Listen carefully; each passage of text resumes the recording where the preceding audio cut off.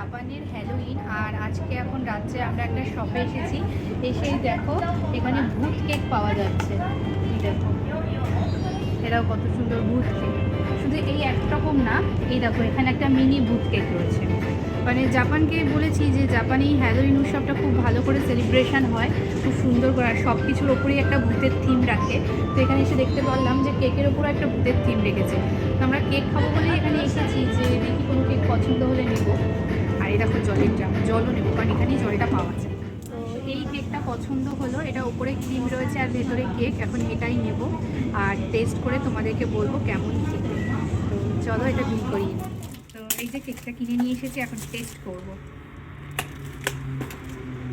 দেখো কেকটা দেখতে কি ইয়ামি। এই দেখো ভেতরের মধ্যে রয়েছে কেক আর এই যে ক্রিম। এরকমভাবে কেক আর ক্রিমটাকে একসাথে তুলে ঠিক এভাবে খেতে হবে।